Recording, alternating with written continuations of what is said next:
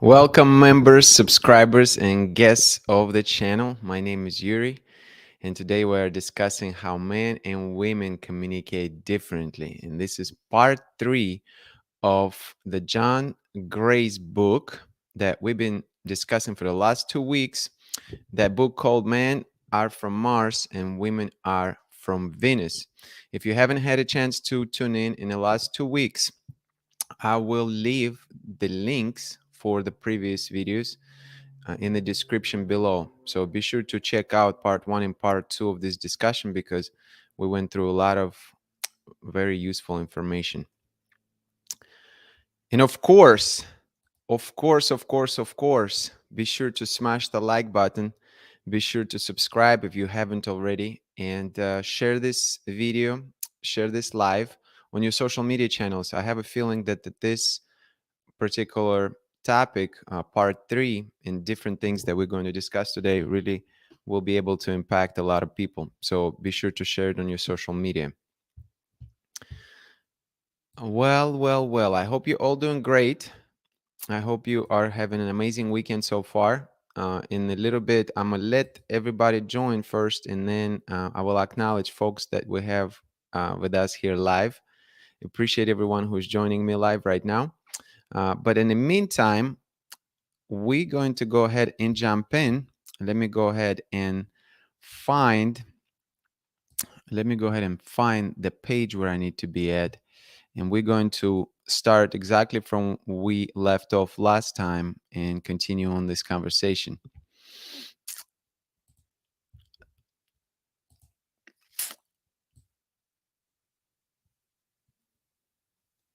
Awkward silence. All right. So we're going to start with when a woman doesn't feel safe in her well. The tendency to be like a wave increases when a woman is in an intimate relationship. It is essential that she feels safe to go through this cycle. Otherwise, she works hard at pretending that everything is always all right and suppresses her negative feelings. When a woman doesn't feel safe to go into her well, her only alternative is to avoid intimacy and sex to suppress and numb her feelings through addictions like drinking, overeating, overworking, over over caretaking. Even with her addictions, however, she periodically will fail into her well and her feeling may come up in a most uncontrollable fashion. You probably know stories of couples who never fight or argue, and then suddenly, to everyone's surprise, they decide to get a divorce. In many of these cases, the woman has suppressed her negative feelings to avoid having fights. As a result, she becomes numb and unable to feel her love.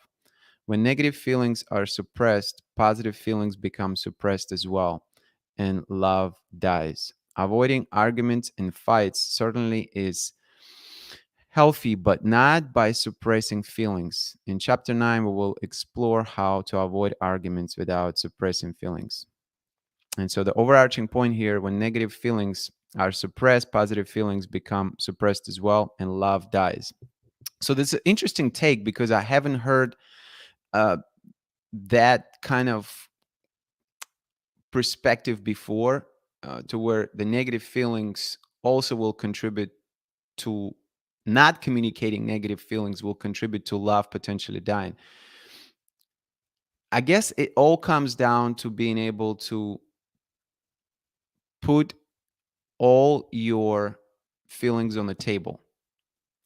That plays in when I read that, it kind of makes me think of emotional stability and emotional wellness. If you holding on to something, a good example could be, I talked about resentments plural in my video the other day, video pertaining to my tips. So if you haven't seen my tips videos, I do them on my other channel, which actually featured on my main channel, so you can check it out. But I talked about how we got to be able to let go of resentments, and if we don't let go of resentments, then it's only going to harm us in the end. This is sort of a similar type of concept that being discussed in this particular section of the book, because it seems like if you are not being able to communicate, in this case, a woman is not able to communicate her feelings, it's going to build up additional negativity that will eventually cause for love to be affected. It does make sense. It does make sense. So that we always comes back. It seems like we always comes back to the fact that communication is a key.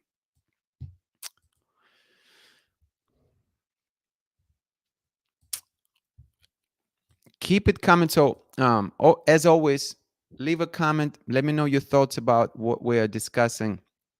Let me know if you ever came across, for one thing, if you agree, if you disagree, if you have some examples from your personal life that you can give, and I'll be bringing up these comments on the screen as we continue on with the live show.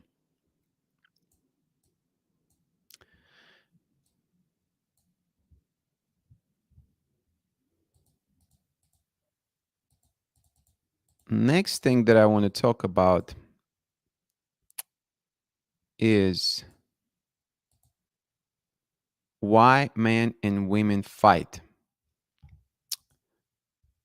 This is an important one. Harris completely misunderstood Cindy's hurt reaction. He thought she was demanding that he give up the TV forever. Kathy wasn't demanding that Harris give up TV. She just wanted him to know how painful it was for her. Women instinctively know that if only their pain can be heard, then they can trust their partner to make whatever changes he can make. When Kathy shared her hurt, she just needed to be heard, and then she reassured that he wasn't permanently reverting back to the old Harris, addicted to TV and emotionally unavailable. Certainly, Harris deserved to watch TV, but Kathy deserved the right to be upset. She deserved to be heard, understood, and reassured. Harris was not wrong for watching TV, and Kathy was not wrong for being upset. Men argue for the right to be free, while women argue for the right to be upset. Men want space, women want understanding. So this is a deep one.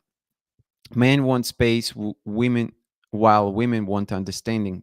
Because I think a lot of times we bump heads with each other. When these arguments take place, men don't always know how to react. I know I can certainly talk from my personal experiences in the past to where when I was confronted with my partner, I did not know what to do. I mean, my reaction was more of a kind of a annoyance, and so the conversation was framed differently from the get go. Um, Back then, I didn't really think deeply about this concept of being able to understand women and just simply acknowledging how she felt. And quite frankly, my partner probably um, did not understand the fact that man needed space, and so we both had this great disconnect in our relationship, and it caused a lot of turmoil. Let's look who we have in the house here. Let's look who we have. Shout out to all the members, to all the prototype fam. We have quite a few of you in the house. Jamie's in the house. And by the way, how you can tell if someone is a member is that little logo right there, that right next to their name. So Jamie is a member. Shout out, Jamie. Joanna is in the house. Shout out to Joanna. Valerie is in the house. Thank you for being here. Deborah Duncan is in the house. Thank you for being here, Deborah. Becky is in the house. Awesome to see you. Hannah Martin is in the house. Hello. Thank you for joining. Ruby is in the house. UK is in the house. Thank you for being here. Awesome folks watching us live. Appreciate every single one of you. Whoa, whoa, whoa, whoa. Let's continue on. So definitely leave your comments. Let's see. Did I miss anything? Anything so far? Jamie said, You fight, but did I miss the first one? Um, you fight, but aren't listened to or have no resolution to the problems. So you stop trying and start repressing.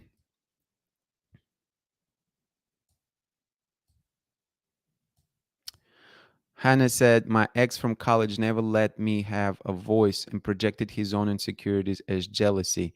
When I left him, he was ready to change, and I already made up my mind. Ooh, thank you for sharing that. Yeah, I think it happens a lot, right?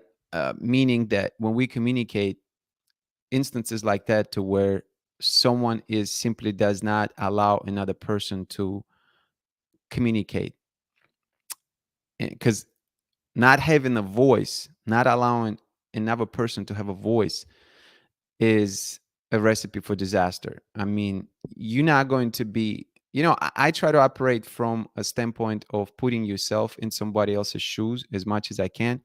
So if when I think about my partner not letting me speak and not giving me, that basic respect, I'm not going to want to be in that relationship. At the very least, you gotta allow for your partner to be understood. Only you can do that. I feel like women leave their partners mentally before we actually leave them. Ooh, ooh. I see that. I see that. People just, women would check out from a relationship and then it's kind of like sudden death from there at one point. D is in the house as well. Thank you for being here. Appreciate you. Yeah, 100%. I appreciate you sharing. Great thoughts over there. Keep them coming. We're going to go to the next chapter here.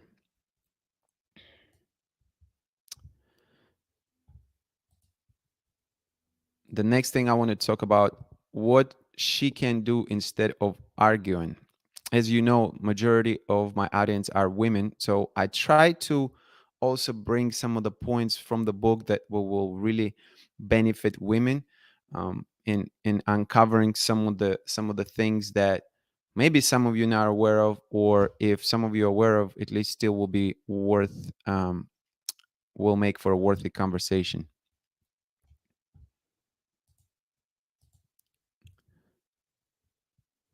Let's see.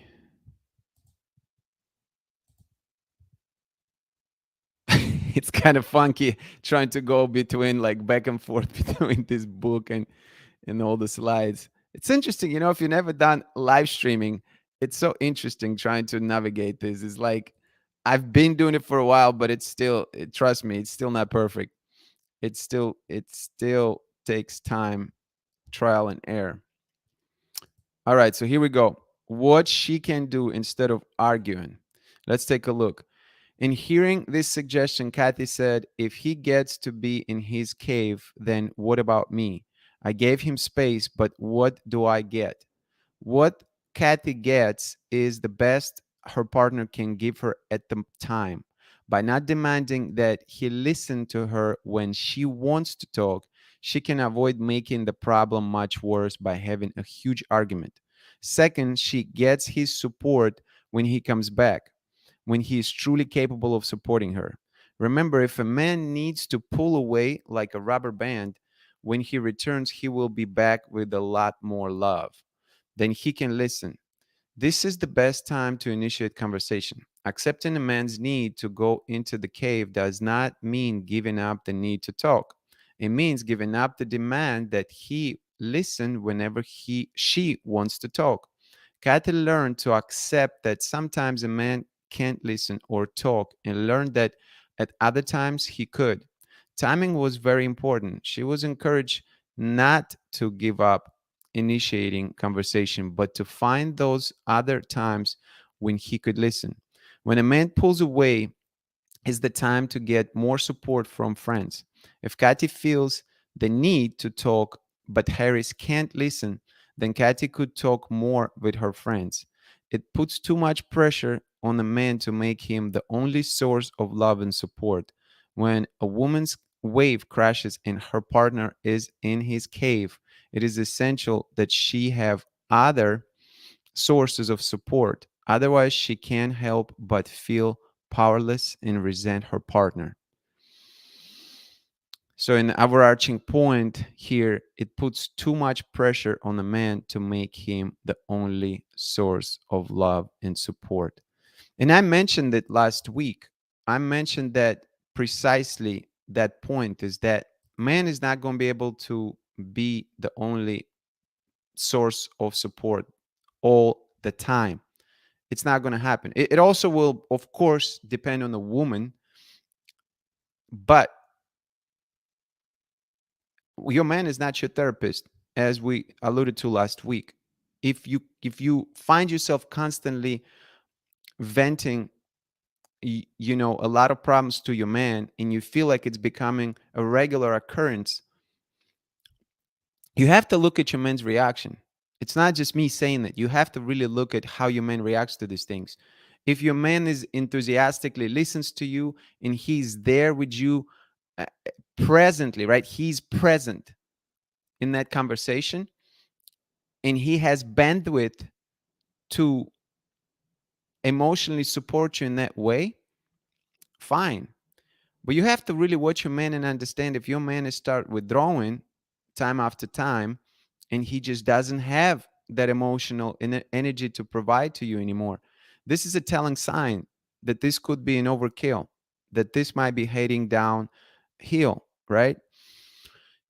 And so at that point, it does make sense. You got to find another support system, because men deal with it differently. Men are not talking their feelings. They withdrawn in a cave. They need to be alone. They need to recharge their batteries. They need to center themselves back and find their identity again.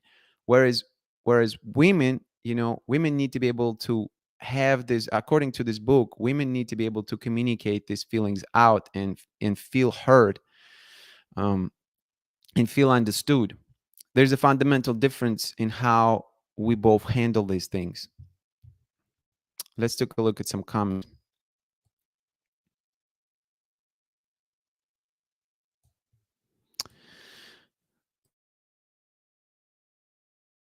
Ooh.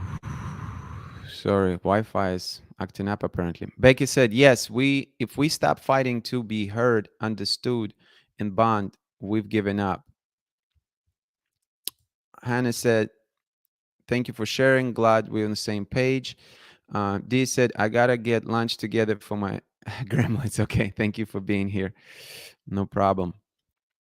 Women and men, both women and men have tempers, but women are more prone to be emotionally hurtful as if we lash out in an argument. Both need to be in a calm state to rationally discuss the issue. No one can fulfill you or fix you. That's up to you to figure out. I only recently learned how to calm down during an emotional argument. I'm still learning how to express my feelings without raising my voice. Very good. Very good for you. Very good for you. Continue on that path. If you can control your own emotions first, obviously that's going to improve, potentially improve your relationship. I think it will, undoubtedly. It will prevent, it's a prevention mechanism, right? It can make your communication more effective, and it can prevent unnecessary fights that can um, get out of the, I was going to say something about spiral. Sometimes you have a word that jump into your mind and you want to use that word, but then you can't put it together with the other words. It seems to be the case lately with me. Hopefully, you understand me.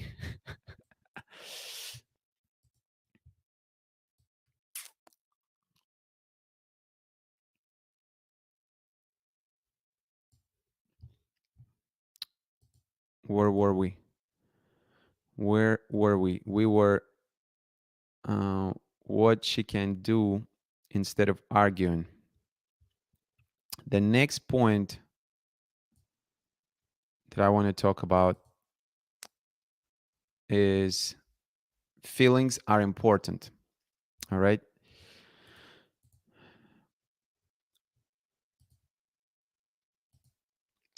Feelings are important. If a woman is not supported in being unhappy, sometimes then she can never truly be happy. Then she can't truly be happy. To be genuinely happy requires dipping down into the well to release, heal, and purify the emotions.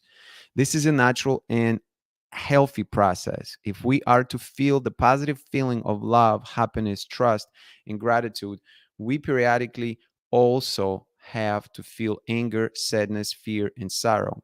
When a woman goes down into her well, is when she can heal these negative emotions. Men also need to process their negative feelings so that they can then experience their positive feelings. When a man goes into his cave is a time when he silently feels and processes his negative feelings. In chapter 11, we will explore a technique for releasing negative feelings that works equally well for men and women. When a woman is on the upswing, she can be fulfilled with what she has. But on the downswing, she then will become aware of what she is missing. When she is feeling good, she is capable of seeing and responding to the good things in her life. But when she is crashing, her loving vision becomes cloudy and she reacts more to what is missing in her life. Just as a glass of water can be viewed as half full or half empty, when a woman on her way up, she sees the fullness of her life. On the way down, she sees the emptiness. Whatever emptiness she overlooks on the way up comes more into focus when she is on her way down into her well. Without learning about how women are like waves, men cannot understand or support their wives. They are confused when things get a lot better on the outside, but worse in the relationship. By remembering this difference, a man holds the key to giving his partner the love she deserves when she needs it the most. All right, so a couple of thoughts there. I imagine I do imagine that it's very difficult for men. It's cold in here, so I'm going to put the blanket on. I imagine, I don't even imagine, I'm going to just tell you from my perspective that as a man, the changes in emotional states that's being described in this book, in women in particular, it's very hard to grasp for a man because like for instance of course it's subjective and I'm going to use myself as an example, but I don't, you know, like I don't rarely rarely I experience something like that and go through these emotional changes like that. It's more leveled. So then when I read this, okay, I understand it. But practically speaking, in a relationship, it becomes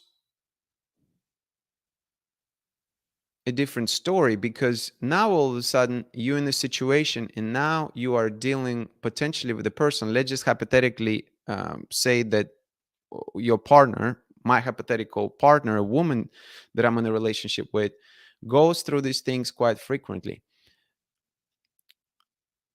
Where is, where is the balance with those things? That would be my question, and how to find that balance.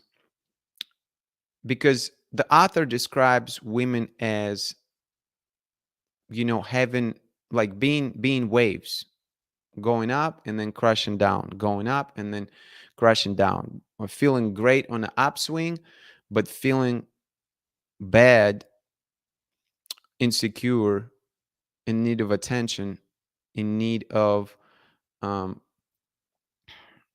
not just acknowledgement, but validation on the downswing. The reason I ask a question, where's the balance, is because this can get this type of interaction. If one person is assuming, a man in this relationship is emotionally more level, that not experiencing waves, whereas a woman experiencing these emotional waves, um the balance, I would imagine it would be difficult to find, because in my mind it is, you have to at some point ask a question: what's actually worth it? Is that something that, how these moods are actually going to manifest itself in the relationship, right? Because if they manifest itself in the relationship every single day or every other day, I would argue that that's really tough. And I've been sort of through that. And again, granted, I didn't have all the knowledge that I have now. I think I would have been more equipped to handle it better at this point of my life. But yet again, you know, how much how much time would need to be put in, right? I mean, it's a subjective question.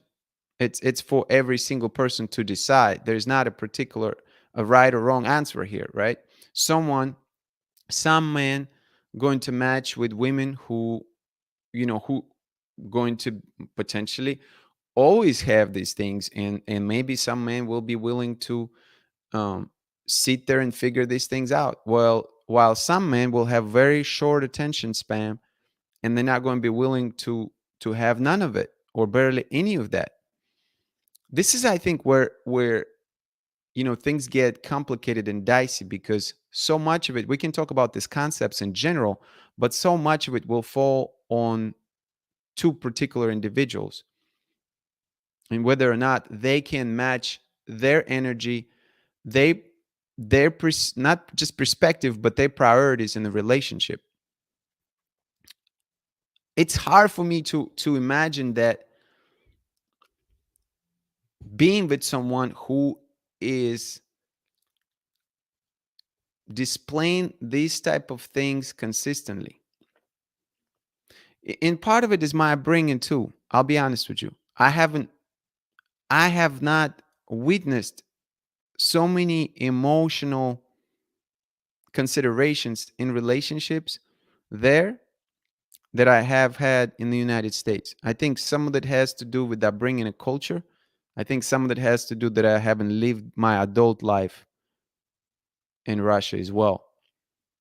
But nonetheless, these are a couple of my thoughts. I mean, I don't see myself being in a relationship where there is no balance between two of us.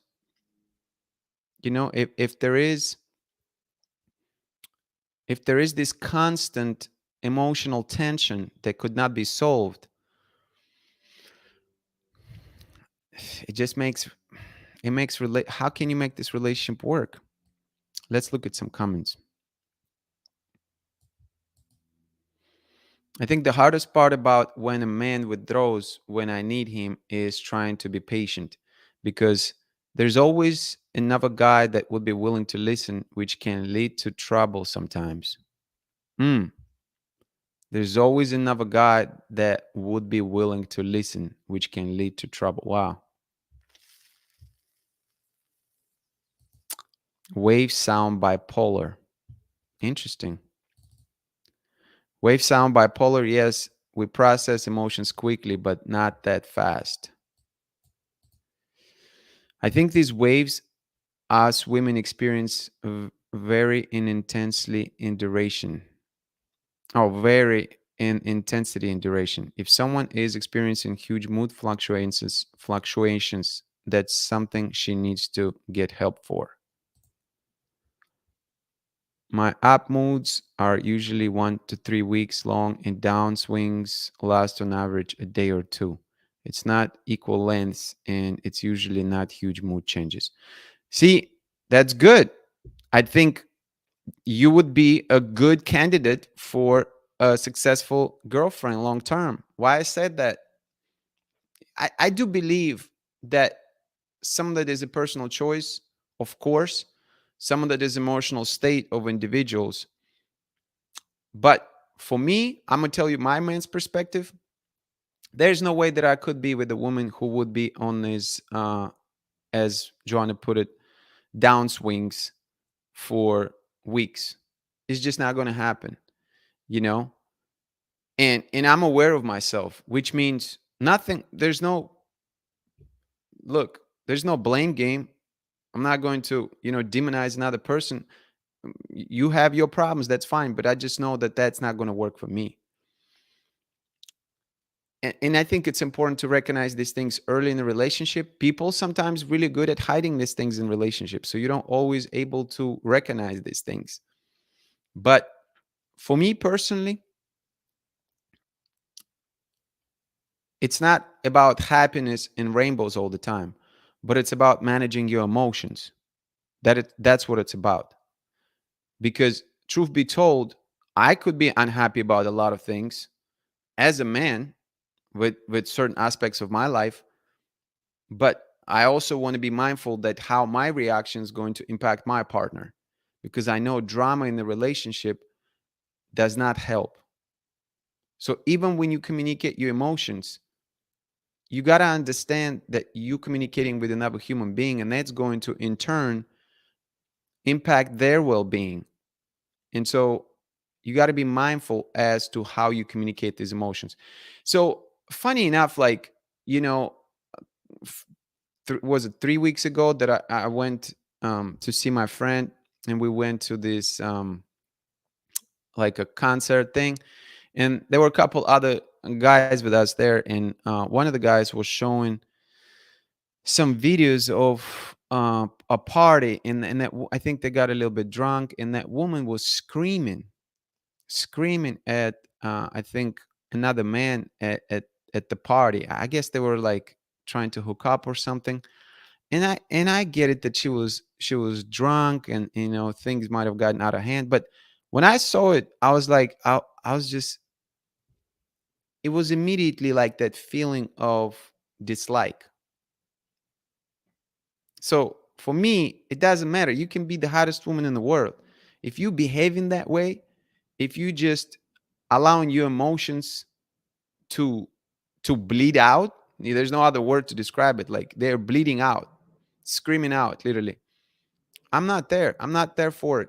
I'm not interested. Doesn't matter. Nothing else matters, because you're already stealing my peace from the beginning. I can't even, we just started talking and you're already crossing the line. So no, no way. I think the waves are a good analogy. I can be like a calm ocean or a hurricane. It depends on how I get treated mostly. A lot of this is simply related to hormone levels throughout the month.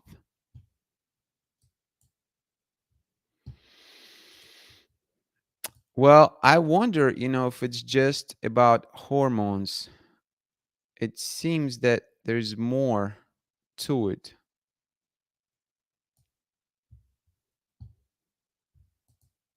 Where were we?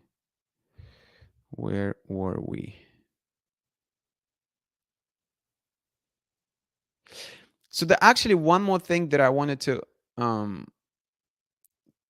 one point that I wanted to make about this before we move on, because I made a note. Unhappy woman versus occasional bad days, right? And then feeling like being in a stormy ocean versus swimming in a calm river.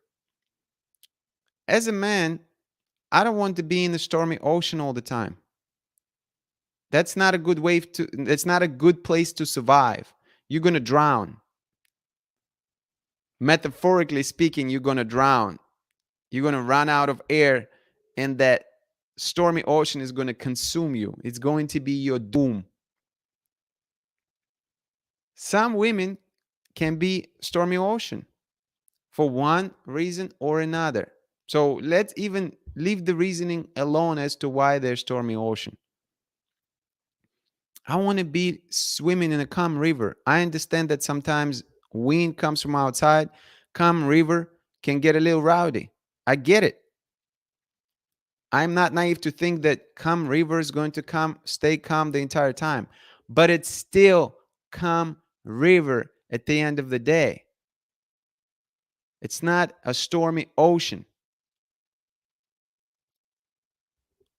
So my thing is, are you choosing to be a stormy ocean to begin with, or you choosing to be a calm river? If there is something that cannot help you to be a calm river to begin with, right? If you're not even calm river to begin with before the relationship, go seek the appropriate help. I'm not being funny about that. I think we own it to ourselves. It always comes to self work first.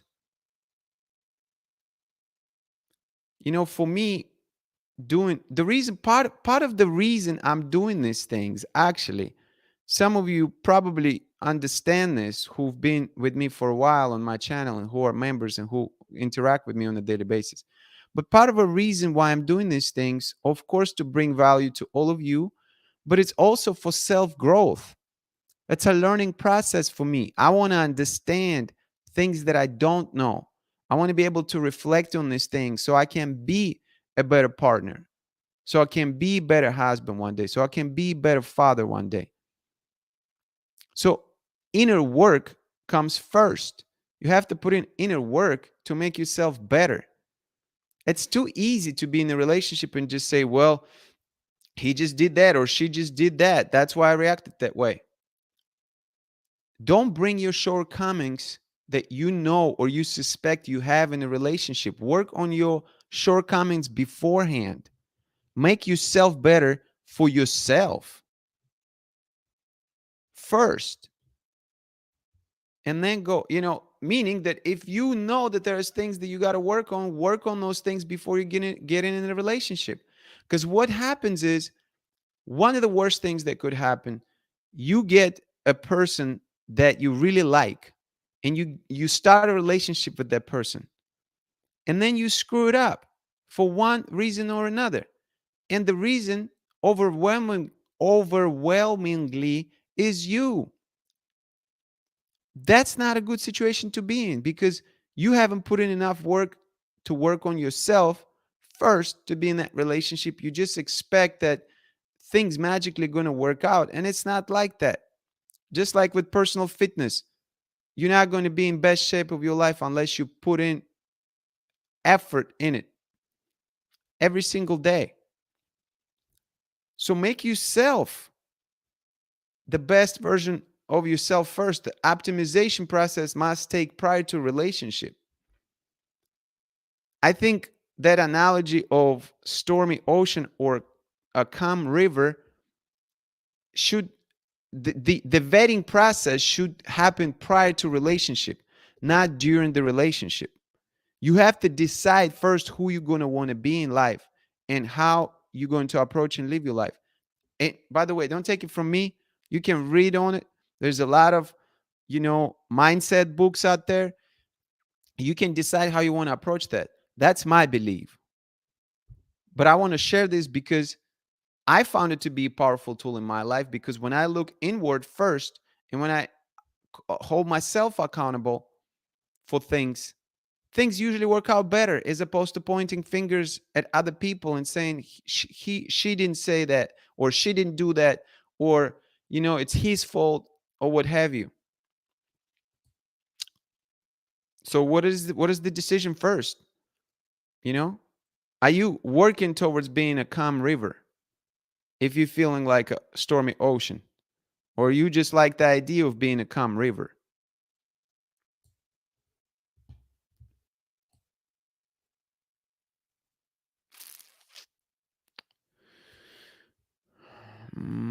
Let's see. My up moods and down moods seems to follow my monthly cycles. That's why at times I will encourage a guy to do things with his friends, because I will feel like a monster, want me time. Listen, the fact that you making these extra steps to talk to a guy and to, have your own time is a good sign. It's thoughtful. That type of environment when you and your man are constantly fighting is not normal. People fail to realize these types of bad relationships become worse when you have children with these people. Oh my God, don't even get me started on that. I can't even imagine having children and fight with your significant other all the time. That is just miserable life. There's no way. Oh my goodness. It's like, sometimes I'll be honest with you, sometimes I'm like, man, I'm getting older and I don't have family, and I don't have children. But on the other hand, if it's a choice between that and then having a miserable life with wife and children and constantly fighting, oh no, I choose the first option any day of the week. Any day of the week. Being single and being in peace is better than having a living hell with the family. Nobody should have to live in a nightmare. I agree. Life is hard as it is. Everything that goes on in the world right now, if you don't have peace at home, then what's the use? Very true. I wish that everyone would take the time to work out their own issues before engaging in a relationship with others. So many relationships would be saved if this were the case. This is not just in regards to relationships, but life in general. Always start with looking inwardly. 100. 100%. So, next, discovering our different emotional needs. That's what I want to discuss next.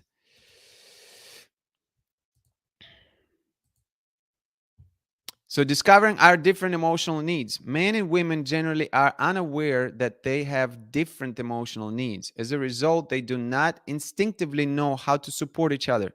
Men typically give in relationships what men want, while women give what women want. Each mistakenly assumes that the other has the same needs and desires. As a result, they both end up dissatisfied and resentful. That's a sound for resentful.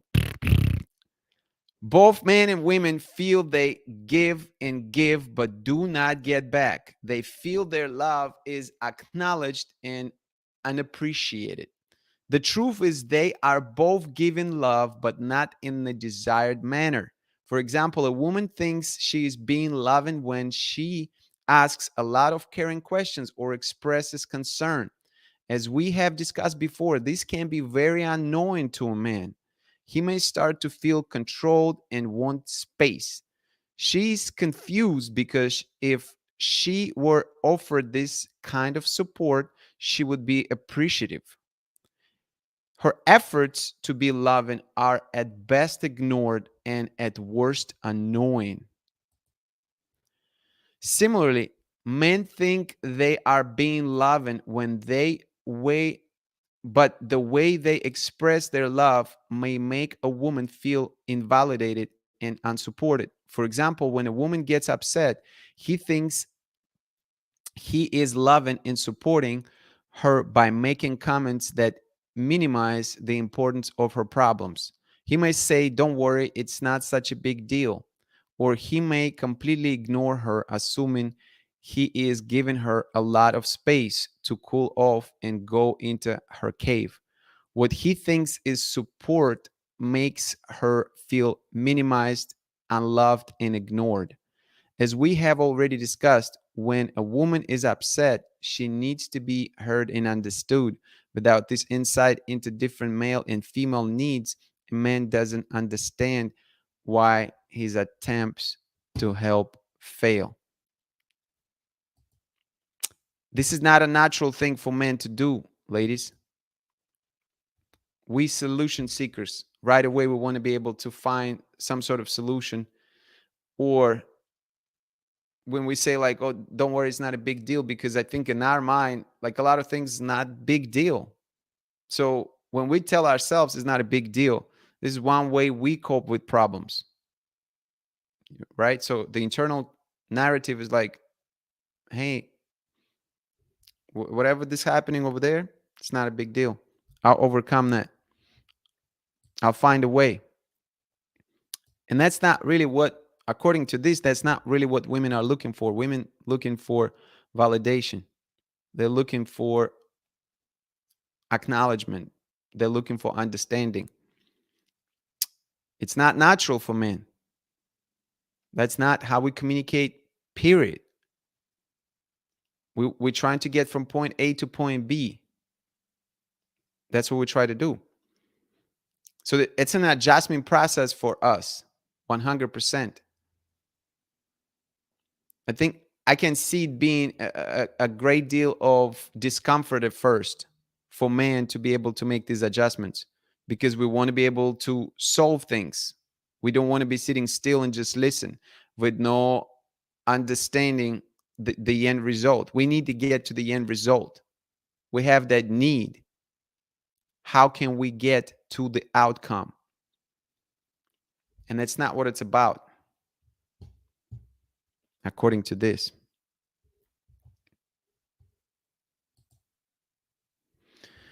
The 12 kinds of love. So let's take a look at that as well. Let's continue on here.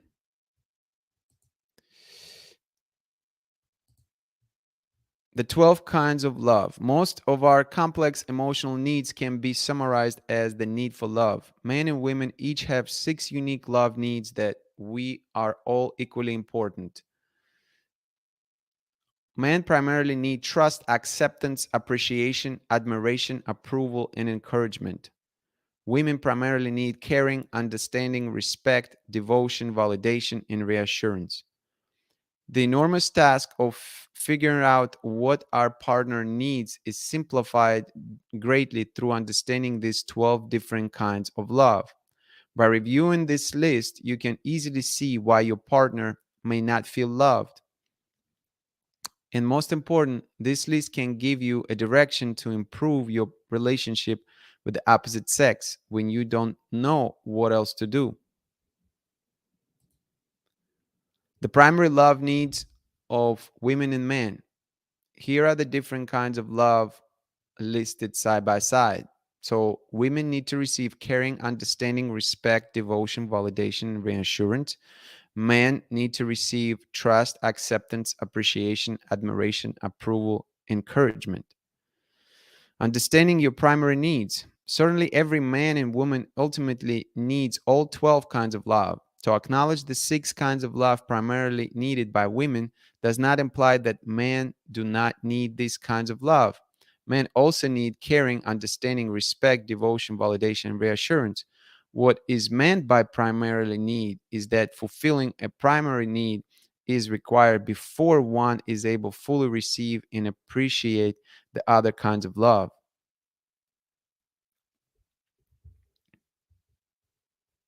A man becomes fully receptive to and appreciative of the 6 kinds of love primarily needed by women: caring, understanding, respect, devotion, validation, and reassurance, when his own primary needs are first fulfilled. Likewise, a woman needs trust, acceptance, appreciation, admiration, approval, and encouragement. But before she can truly value and appreciate these kinds of love, her primary needs first must be fulfilled. Understanding the primary kinds of love that your partner needs is a powerful secret for improving relationship on earth. Remembering that men are from Mars will help you remember and accept that men have different primary love needs.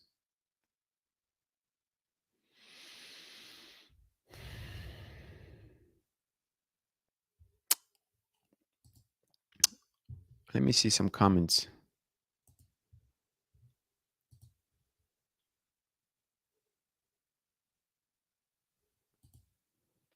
Men want to fix an issue or offer a solution all the time. That's how we operate. That's what we're trying to do all the time. I admit, when I think something is a big deal and Cody attempts to minimize it, I get a little frustrated because I think it's of less importance to him. But I have to remind myself that is just him trying to help. So, really good insight as well, D. Appreciate that, because if we don't see it from another person's perspective, it's hard Like you have to meet your partner halfway, sometimes maybe all the way in certain instances. And if you never willing to do that, I don't think that relationship, a thriving relationship, can really work. Because to your point, you might not always see or understand why he's saying that, but you assume his best intentions in mind. And I think it's a good strategy to have. And I think of course, I think there are levels to that. But I think in certain cases, maybe you won't be able to do it. But hopefully, majority of these cases is relatively minor things, or things that you both can reach compromise on. I think the most honest thing a guy said once was, when I was upset, his arm was around me and uh, and asked, "Does he understand?" He said, "Even times he knows I need him, so he's there for me." That's nice. It's a good gesture. These different primary needs are all new to me. Wow. Yeah, it was a surprise to me as well. Hi, Daphne. Appreciate you being here. No problem. Better late than never. Shout out to Europe and Germany. Let's get back at where we were.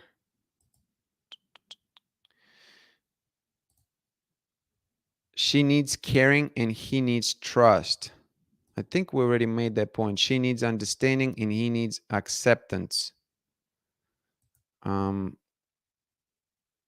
I think these are basically, if we understand this overarching point, I don't think we need to go through each one. Women to receive caring, understanding, respect, devotion, validation, and reassurance. Men need to receive trust, acceptance, appreciation, admiration, approval, and encouragement. Let me see. There were other things that I wanted to specifically to discuss.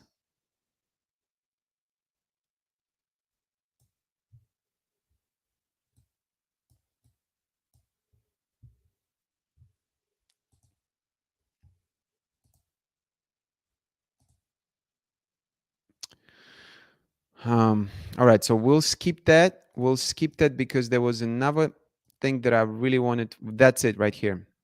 So this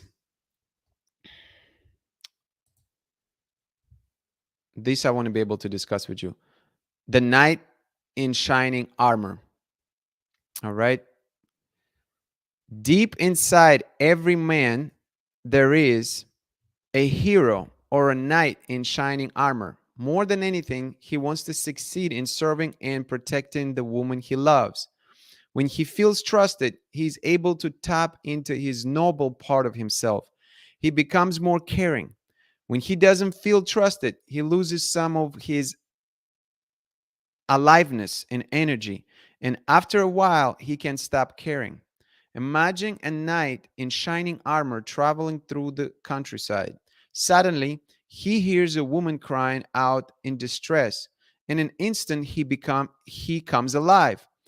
Urging his horse to gallop, he races to her castle where she is trapped by a dragon.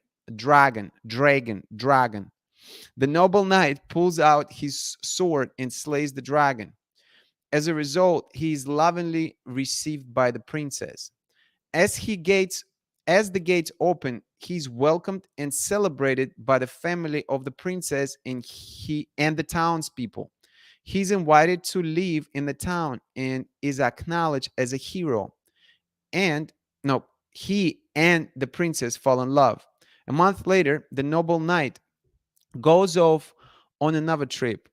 On his way back, he hears his beloved princess crying out for help. Another dragon has attacked the castle. When the knight arrives, he pulls out his sword to slay the dragon. Before he swings, the princess cries out from the tower, "Don't use your sword, use the noose. It will work better." She throws him the noose and motions to him instructions about how to use it. He hesitantly follows her instructions. He wraps it around the dragon's neck and then pulls hard. The dragon dies and everyone rejoices. At the celebration dinner, the knight feels he didn't really do anything. Somehow, because he used her noose and didn't use his sword, he doesn't quite feel worthy of the town's trust and admiration. After the event, he is slightly depressed and forgets to shine his armor. A month later, he goes on yet another trip. As he leaves his with his sword, the princess reminds him to be careful and tell him to take the news. On his way home, he sees yet another dragon attacking the castle. This time, he rushes forward with his sword but hesitates, thinking maybe he should use the noose. In that moment of hesitation, the dragon breathes fire and burns his right arm. In confusion, he looks up and sees his princess waving from the castle window. Use the poison, she yells. The noose doesn't work.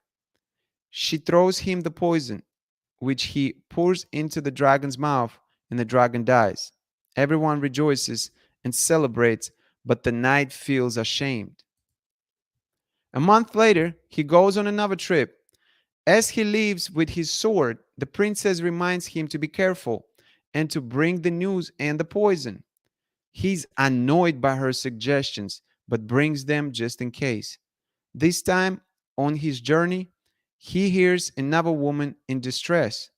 As he rushes to her call, his depression is lifted and he feels confident and alive. But as he draws his sword to slay the dragon, he again hesitates. He wonders, should I use my sword, the noose, or the poison? What would the princess say? For a moment, he is confused, but then he remembers how he had felt before he knew the princess back in the days when he only carried a sword. With a burst of renewed confidence, he throws off the noose and poison and charges the dragon with his trusted sword. He slays the dragon, and the townspeople rejoice. The knight in shining armor never returned to his princess. He stayed in this new village and lived happily ever after. He eventually married, but only after making sure his new partner knew nothing about nooses and poisons. Remembering that within every man is a knight in shining armor is a powerful metaphor to help you remember a man's primary needs.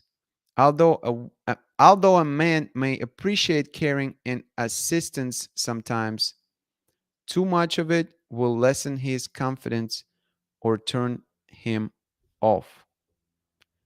I wanted to read this entire story to you because I deem this so powerful.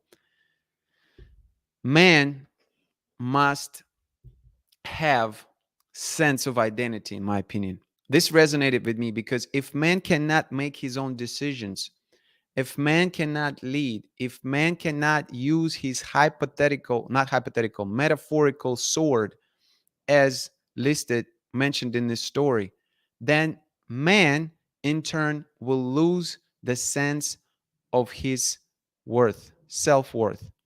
And when that happens, it's a matter of time until this man becomes unattractive to a woman. I would argue that this original princess that keep asking him to use noose and poison eventually would say, you know what?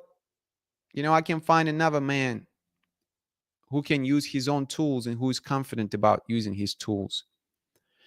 And that entire story made me think of a part of the book that I've read a couple months ago, um, that made a mention of Betamization by Thousands Confessions. That's a book by Richard Cooper, The Unplugged Alpha. It's a red pill book, so you know, there's a lot of information as to how, in his perception of how man are being downgraded, so to speak. But the point, some of the points in the book are very excellent. It's not about any one tool, in my opinion. It's about the truth, what actually happening, and how can we draw, real examples that can learn us grow, help us grow, and help us learn. Bama does Bama. Oh my gosh, Bama.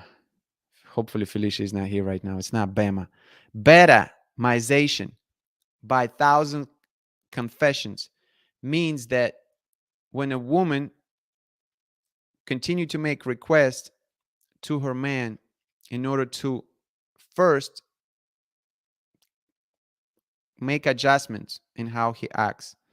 So the example he gives in the book is that a woman asks a man to put his socks in the right hamper to do laundry. Honey, don't forget to put your socks in the right hamper so we can do the laundry properly. That's how it starts. Then he said, then we go do yoga together. She insists or go on doing yoga together. Then she insists on going vegan together. And then all of a sudden, she breaks up with him. She divorced him because she's saying she's no longer attracted to him. That's a crazy concept to think about, that, that could even happen in real life, but it does. It does. So there are two things at play here, right? So obviously, the first thing within the story itself is that you got to allow a man to use his sword. You got to allow a man to make his own decisions. Be supportive, be nurturing, be understanding, right? Accepting the man. That's the big overarching point. Accept the man. If man is feel accepted, he will inadvertently will want to try to get better. Now listen, if you're dealing with man who you accepted, don't confuse between boy and the man. If you're dealing with the man who's just sitting and playing video games all day and smoking weed all day, that's a boy. That's not a man. So my argument to that: don't date a boy. Pre-qualify. You see some warning signs. You don't.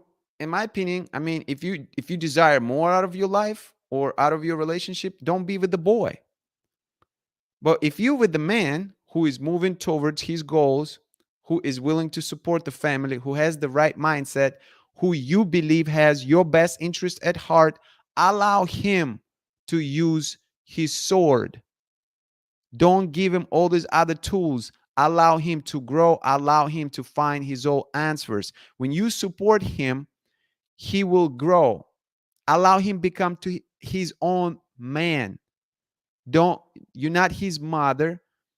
You're not his teacher. If you allow him to be his own man,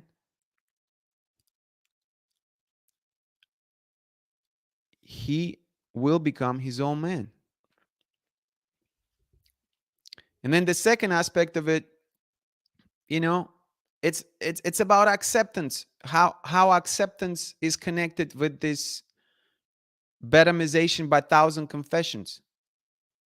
Be very careful about trying to change a man into a person who you're going to resent later on yourself, because that happens.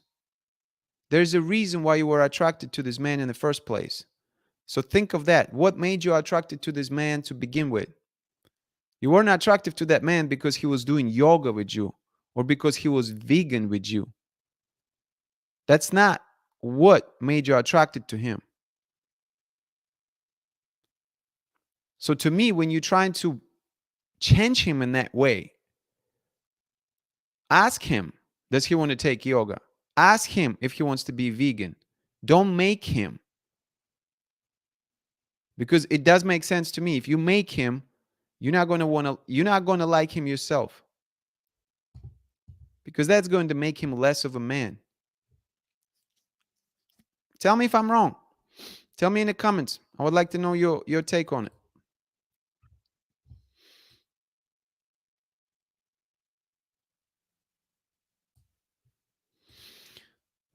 George, hi everyone. Have a great day. Thank you. You as well. Interesting. Too much help or unwanted problem solving from their partner is a bad thing to a man. Men thrive on solving their own problems and advising others. So it's tied to their identities. Do you think that men lose their self worth with women being more reliant on themselves? Men lose their self worth with women being more reliant on themselves.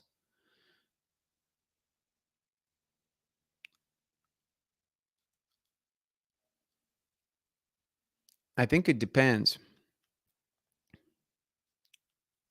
I think in the Western world,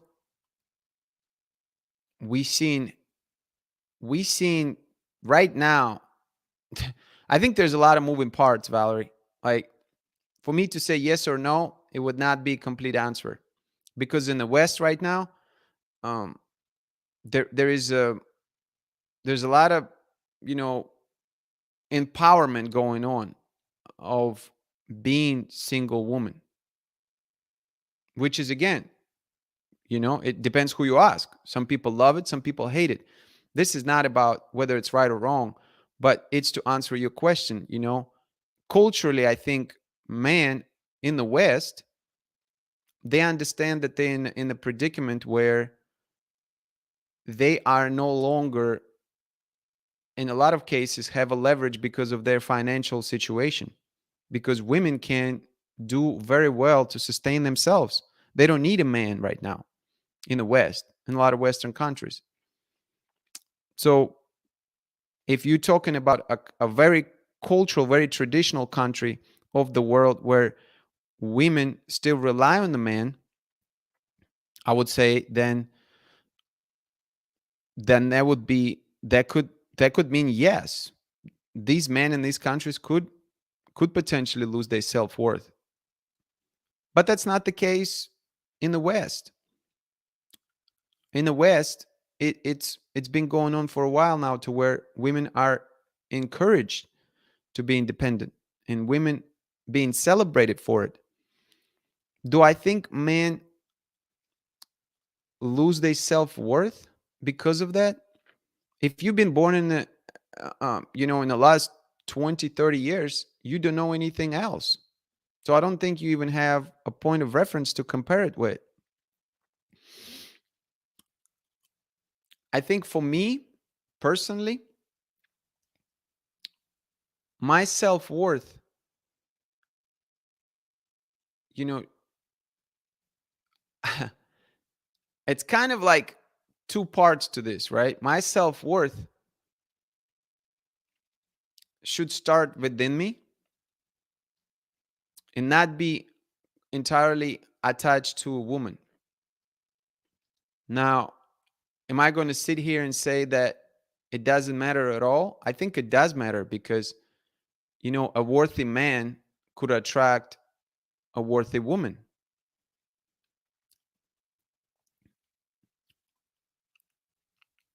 But I don't necessarily think that constitute being like a provider or being supporter of the woman. That's just one aspect of it. There's more to it. That means that, you know,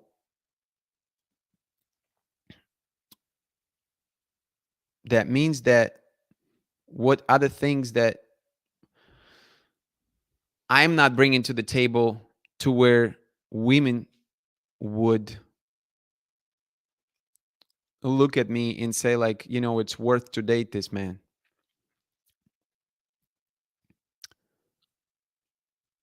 I don't know if I answer your question. I feel like I just was talking in the last 5 minutes.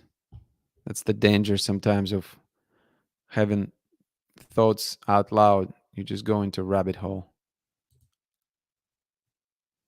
I think one of the worst things is to try to put a man in a diet just because you are on it, etc. My job is to love him and to accept him, not push or try to change him. I prefer a man who can handle things and problem solve on his own. If a man becomes too reliant on me, it's a turn off. So there's supporting versus coddling. Do men like helping their women with occasional things and improving their lives, providing? If a woman is a mess and can handle their that's different to one who accepts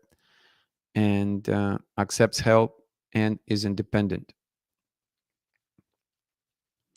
Yes, I think a lot of men like to help women to improve and support if man is able to do that. It's true, men need to have autonomy over their own lives and decisions. It's pretty emasculating to direct the majority of men's choices. The good thing about being with oneself reliant like me is a man knows when I am with him, it's because I truly want him. Also, that he must have something good to offer since I don't need to settle. Thank you for your comments. Where were we? Were we?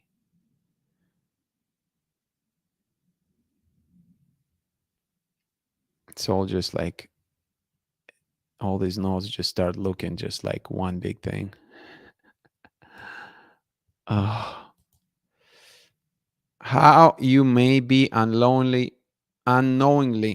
turning your partner, turning off your partner. Goodness gracious, guys, I can't freaking read. What's going on?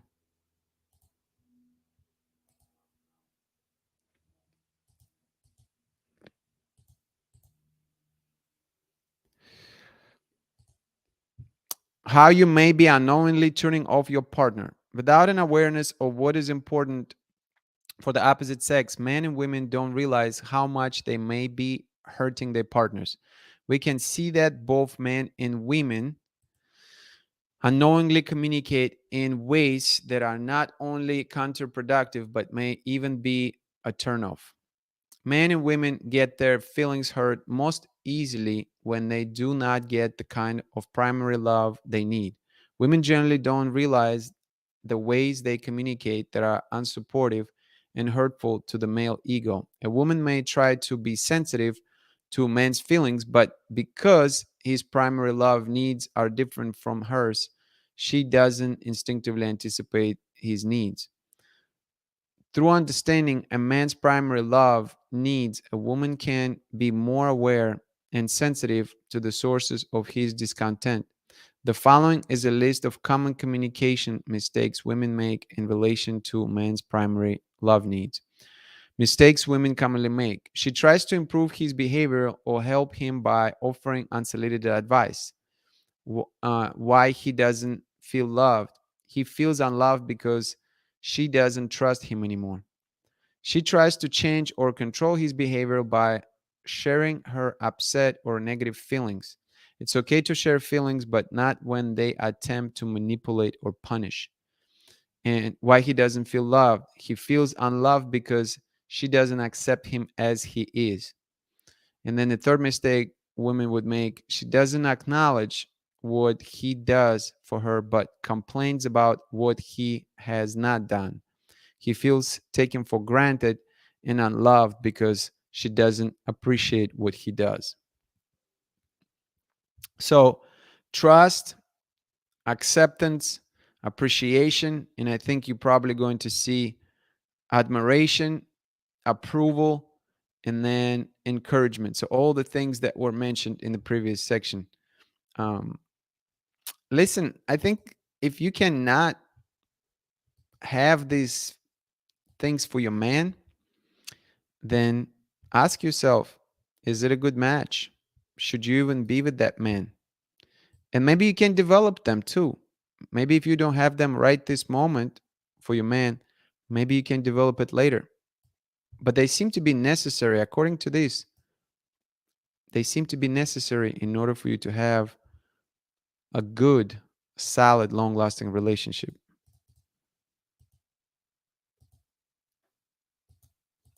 We're going to skip. So we're going to come to this next. The art of empowering a man. Just as men need to learn the art of listening to fulfill a woman's primary love needs, women need to learn the art of empowerment. When a woman enlists the support of a man, she empowers him to be all that he can be. A man feels empowered when he is trusted, accepted, appreciated, admired, approved of, and encouraged. Like in our story of the knight in shining armor, many women try to help their man by improving him, but unknowingly weaken or hurt him. Any attempt to change him takes away the love and trust, acceptance, appreciation, admiration, approval, and encouragement that are his primary needs. The secret of empowerment uh, the secret of empowering a man is never to try to change him or improve him. Certainly you may want him to change, just don't act on that desire. Only if he directly and specifically asks for advice is he open to assistance in changing. So the secret of empowering a man is never to try to change him or improve him. Give trust and not advice. I think there's goes into all the other things in here. Acceptance, empowering a man instead of changing a man. What are your thoughts on that? Leave me a comment below or in the chat. Not below, in the chat.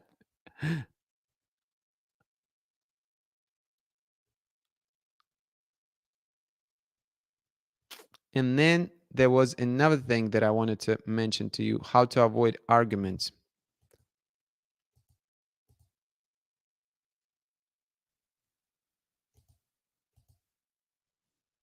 Yeah, it's a new chapter. So I definitely want to hit on some of these things because these are huge. So give me your comments right now on the encouraging a man instead of trying to change him. What are your thoughts on that? Do you see value in that? Do you see how that could make or break a relationship? If you have some personal examples, please let me know. And then while you're doing that, we're going to cover this section that is also huge. How to avoid arguments. One of the most difficult challenges in our loving relationships is handling differences and disagreements. Often, when couples disagree, their discussion can turn into arguments and then, without much warning, into battles. Suddenly, they stop talking in a loving manner and automatically begin hurting each other, blaming, complaining, accusing, demanding, resenting, and doubting. Men and women arguing in this way hurt not only their feelings, but also their relationship. Just as communication is the most important element in the relationship, arguments can be the most destructive element because the closer we are to someone, the easier it is to bruise or to be bruised. For all practical purposes, I strongly recommend that couples not argue. When two people are not sexually involved, it is a lot easier to remain detached and objective while arguing or debating. But when couples argue who are emotionally involved and especially sexually involved, they easily take things too personally. As a basic guideline, never argue. Instead, discuss the pros and cons of something. Negotiate for what you want, but don't argue. It is possible to be honest, open, and even express negative feelings without arguing or fighting. Some couples fight all the time, and gradually their love dies. On the other extreme, some couples suppress their honest feelings in order to avoid conflicts and not argue. As a result of suppressing their true feelings, they lose touch with their loving feelings as well. One couple is having a war while the other is having a cold war. It is best for a couple to find a balance between these two extremes by remembering we are from different planets and thus developing good communication skills. It is possible to avoid arguments without suppressing negative feelings, and conflicting ideas and desires. Let's see if you have any comments so far, and then we can move to the few other things to discuss as well.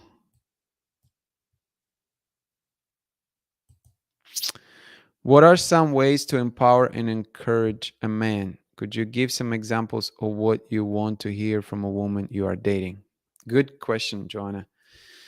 What would be a good way to encourage a man? You know, ask a question.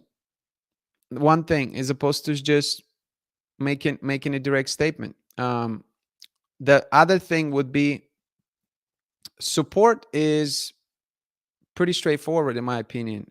When the man is trying to work on something, tell him that, hey, I see your effort. I see the time that you put into that. Acknowledgement. Acknowledge the effort that he's putting in. Express the fact that you like what you're seeing. If you hopefully you admire him, if you use those words, that could potentially give men wings, right? So if you say to your man, I admire your work ethic, I admire how you strive to be the best, I admire the things that you do for our relationship. you know I don't know how often men being thanked for the effort that they put in. I can recall, like a lot of times that, even in my own life, that, women did that. Now, granted, I mean, maybe I wasn't always a good boyfriend, so there's that part of it. But I also think at times where I could have been thanked for something, I wasn't. So empowerment can come through appreciation and acknowledgement, and then encouragement is just encouragement. When you see he's working on something or he's doing something, just encourage him to keep going. Tell him that you seeing what he's doing. Tell him that, pretty much the same thing, acknowledgement. Could you give some examples of that? So example, I don't know if I did already or not, but let's say example, I am working on a project at work, and I shared with you what the project is and complexity of this project. Um, and what you could do is to say, hey, you've been working really hard on this project. I've seen the amount of time that you spend and the hours that you put in this project, and I think that it's going to work because of the effort that you put in. And I just want to let you know that you got it. So keep going. So that's an example. Another example, I really want to thank you for the reservation that you've made for, the dinner on Friday night that we've had. I know you didn't have to do it and I know you were busy, but I appreciate the fact that you went out of your way to take initiative and to reserve a good table and that you actually pay for dinner. I immensely appreciate that. These are your examples.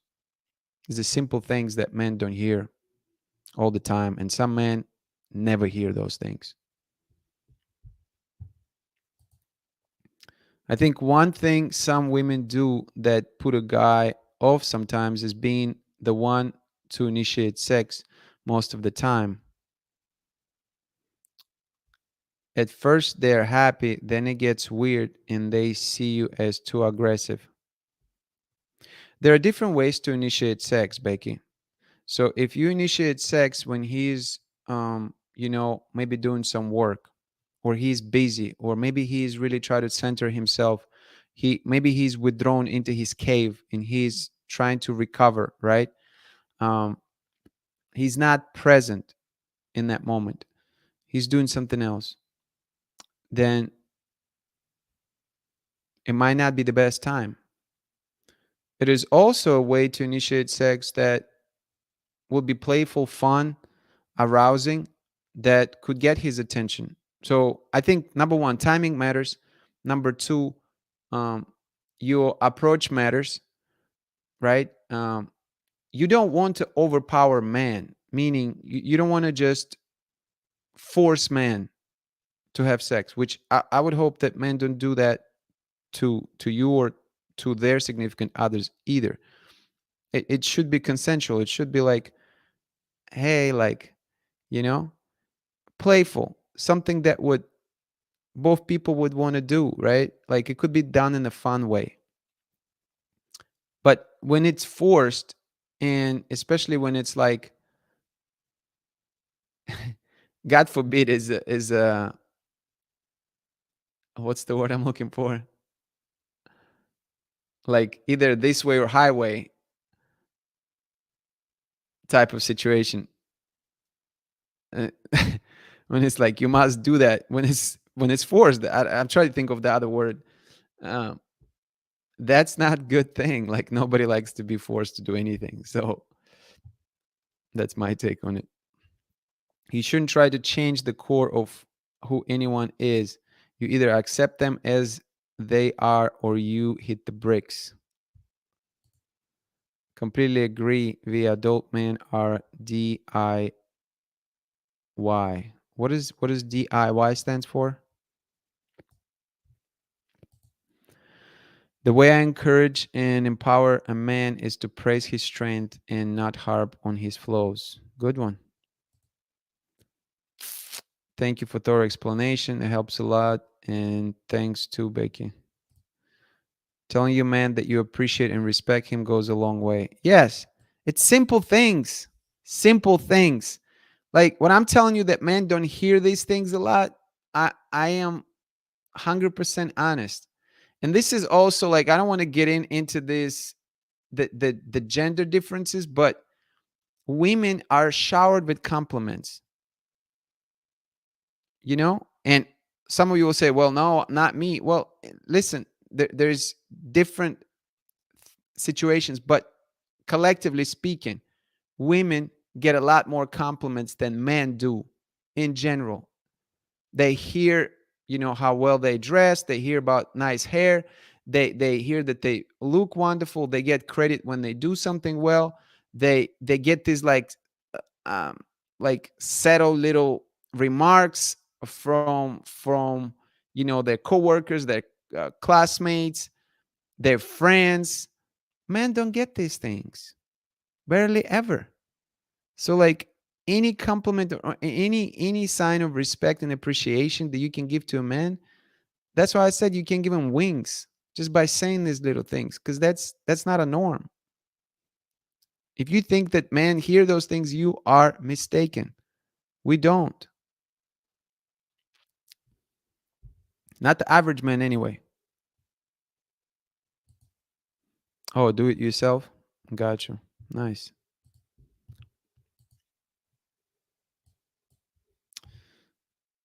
Let's see. Whoa. Was there something else here that I wanted to talk about? Let's talk about a couple of these things before we get out of here. So, what happens when we argue? Without understanding how men and women are different, it is very easy to get into arguments that hurt not only our partner but also ourselves. The secret to avoid arguments is loving and respecting communication. The differences and disagreements don't hurt as much as the ways in which we communicate them. So let's repeat that. The difference and disagreements don't hurt as much as the ways in which we communicate them. Ideally, an argument does not have to be hurtful. Instead, it can simply be an engaging conversation that expresses our differences and disagreements. Inevitably, all couples will have differences and disagree at times. But practically speaking, most couples start out arguing about one thing and within 5 minutes are arguing about the way they are arguing. Unknowingly, they begin hurting each other. What could have been an innocent argument easily revolves with mutual understanding and an acceptance of differences escalates into a battle. They refuse to accept or understand the content of their partner's point of view because of the way they are being approached. Resolving an argument requires extending or stretching out point of view to include and integrate another point of view. To make this stretch, we need to feel appreciated and respected.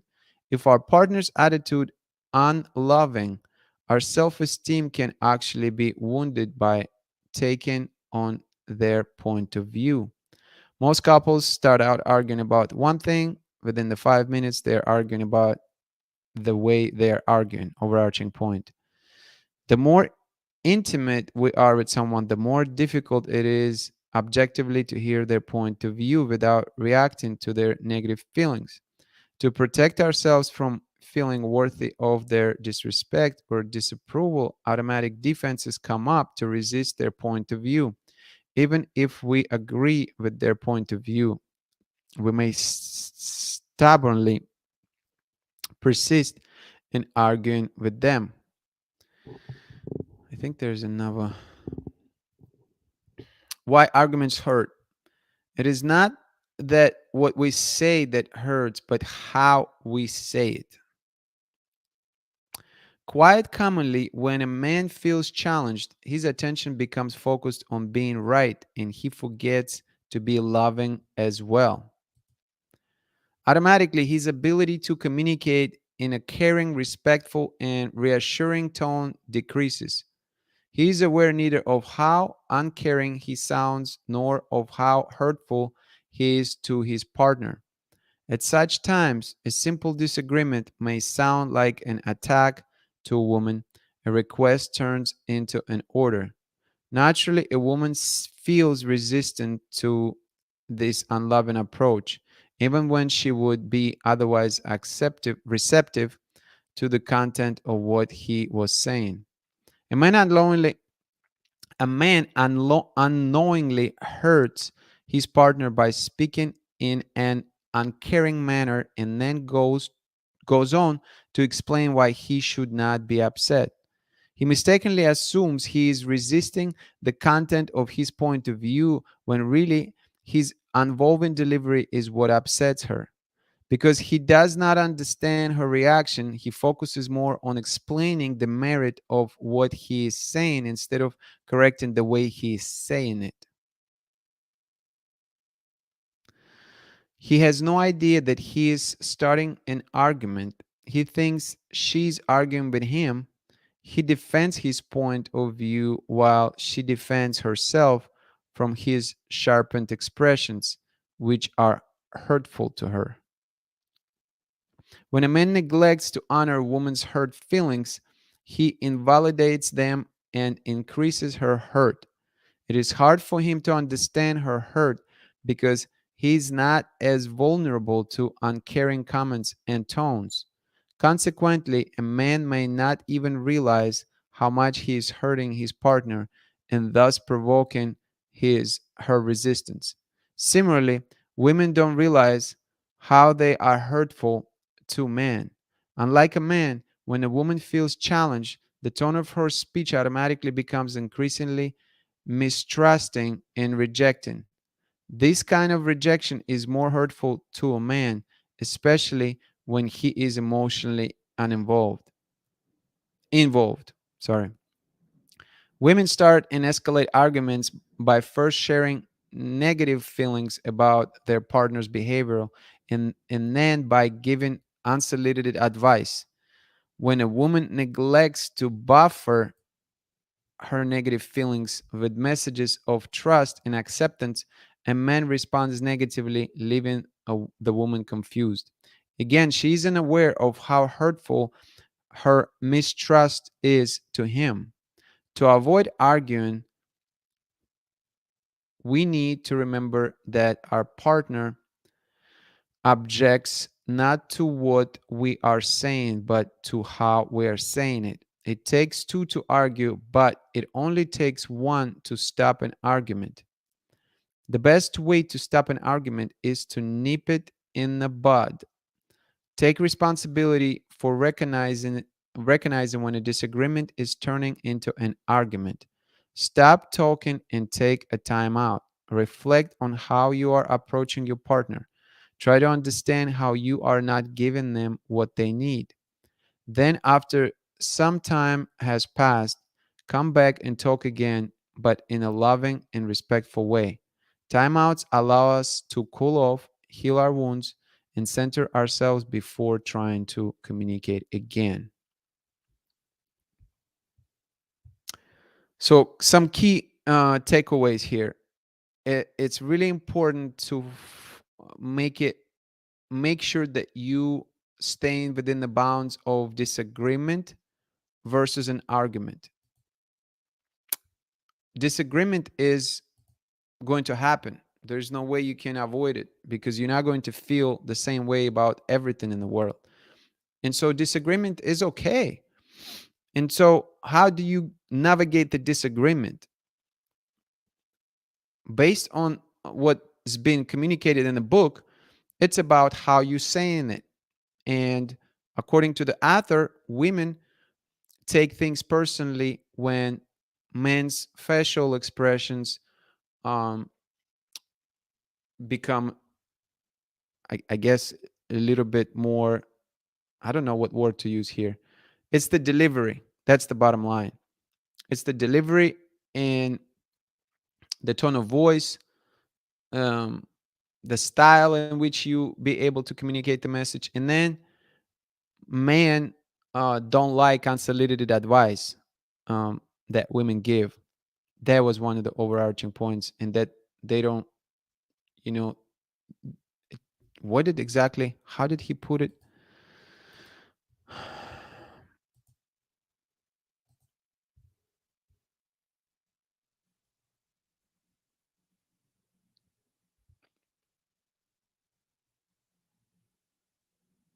Women start and escalate arguments by first sharing negative feelings about their partner's behavior and then by giving unsolicited advice. So, yeah, so negative feelings about their partner behavior. When woman neglects to buffer her negative feelings with message of trust and acceptance, so that trust and acceptance, when man feels that that is missing from the conversation, he going to respond negatively as well.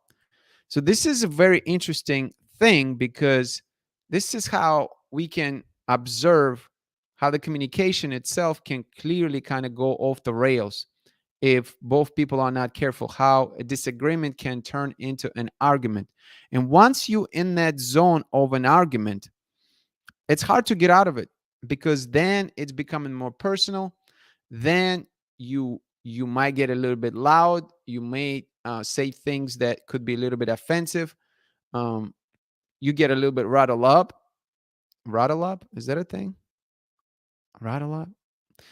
Like aroused in not aroused in the emotional sense, right? And then you are in the you're no longer just having a conversation.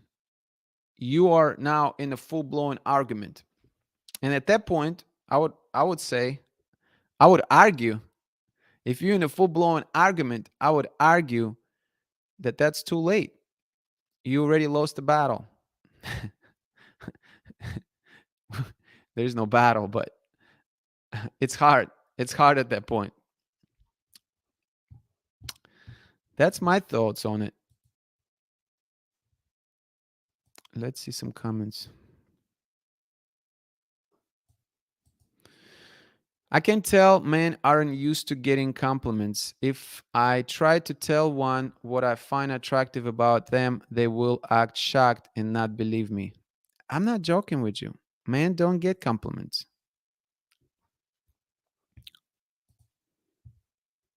See, this is how I see what you're posting. I know you posted your emoji, Heather, um, but this is what I'm seeing on my end because I'm using another software. But I'm sure everybody on the stream on YouTube sees your amazing angel, exclusive member angel emoji. Here you go. At Becky, totally. Last compliment I made was with skepticism, as if I had ulterior motives. Invalidation of feelings is probably the most painful thing I experience in relationships. As far as being right, I will lie.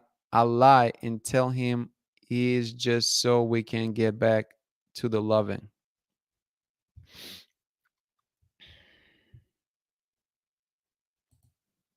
Hi, Elvia. Thanks for being here. Men have a problem figured out, so when a woman interjects with how she feels, he should do something. That is irksome to men and will cause an argument. As far as giving men advice, I will ask him if he wants my advice or to know what I think. It seems most times he just needs reassurance that I think he's got it.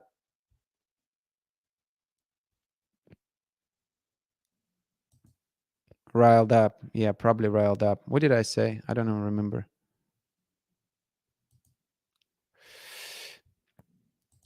Multiple angels? Okay, cool. We can do that. My friends, so give me a favor. Give me a favor. This is great convo, as always. Give me a favor. We need to do voting for the next live show. If you enjoying this book is not over. There's more than 100 more pages on it. This is a part 3 conversation that we've already been having about this book, approaching on 2 hours. So there's nearly 6 hours worth of content on this book alone so far. Would you like part 4? Would you like to continue reviewing this book? We need a vote. For those of you who would like continuing reviewing this book and learning about these communication concepts, please leave me a comment right now in the comment section in the live chat with hashtag part 4. All right. If you would like part 4, I need your comment hashtag part 4. While you're doing this, I'm going to show you something really quickly. All right. I'm going to do this while you leave in this comment. I want to remind everybody that you can become a member. You can become a member of this incredible community. If I can get my screen correctly.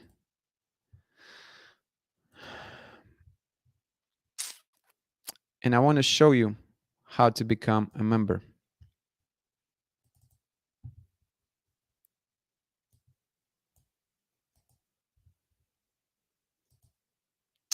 All right, so you can become a member by going to my channel, Peace Prototype, and then click on join.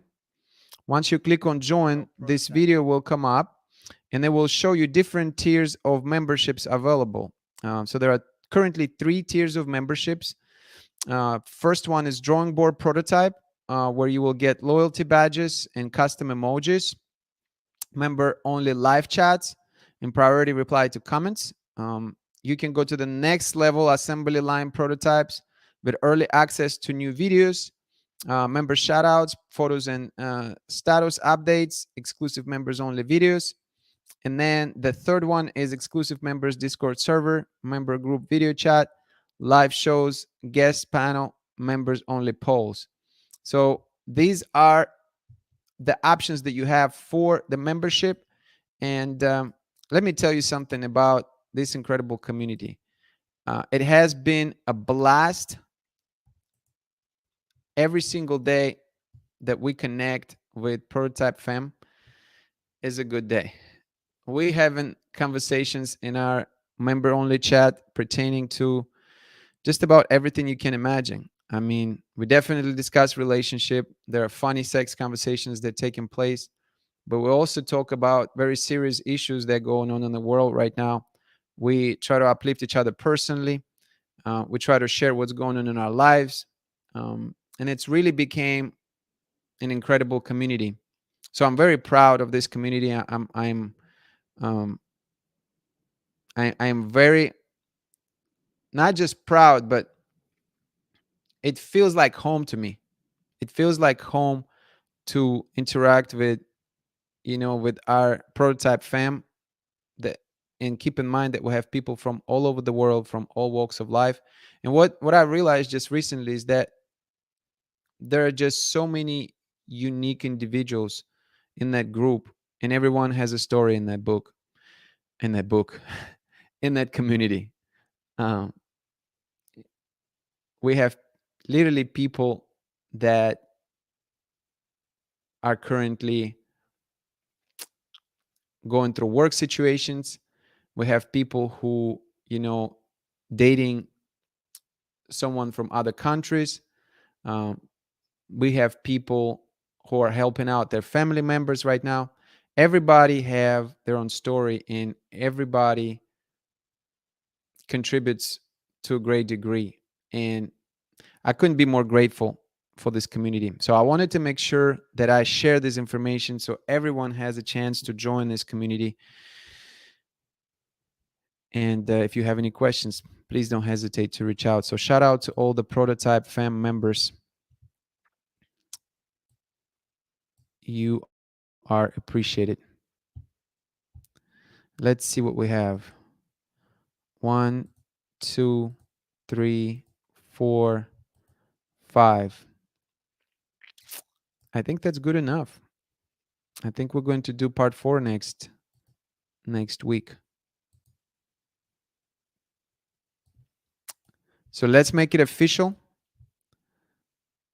Let's make it official. Next live show, Sunday, March 20th at 12 p.m. Eastern Time, United States. How men and women communicate differently, part 4. So please join us. Bring a notepad to take notes and contribute. Engage in the conversation. Tell me about your experiences. Do you agree with some of these communication principles or not? Let's continue this because this is a lot of fun. This is way too much fun. I'm certainly learning a lot myself, and I hope that you do too. With that, let's make sure that we acknowledge all the folks that join us live today. And thank you for watching. So we had Daphne in the house. Appreciate you being here. Joanna was in the house. Thank you. Dia was in the house. Thank you. Latanya was in the house. Appreciate you. Valerie was in the house. Thank you. Becky was in the house. Appreciate you. Heather was in the house with her angel emojis. Thank you. Elvira was in the house. Appreciate you. There were a few other people came and go, but came and went. But this was the core. My friends, thank you. Thank you, thank you, thank you so very much. Have a wonderful rest of your Sunday, rest of your weekend. Do something fun and exciting for the rest of the day. Please be safe. Stay sane in this crazy world. I know I didn't touch on some political things that are going on in the world, but it's actually my refuge. I want to get away from it because there's so much information that's coming every single day from different angles, and there's a lot of people that's suffering in the world right now. So if you're not suffering, and if you're able to support somebody, but however you can, whether you can help financially, whether you can help with just a nice words of support and encouragement, whether you can just educate yourself on know what the truth is, all these things matter. But count your blessings. That's my other thing. Be grateful for what you do have, because we are living in a very unstable, crazy world nowadays. So I hope that you're doing well, and I'll be seeing you next weekend for sure. Consider to become a member. Consider joining the Discord channel, and have a wonderful Sunday. Peace.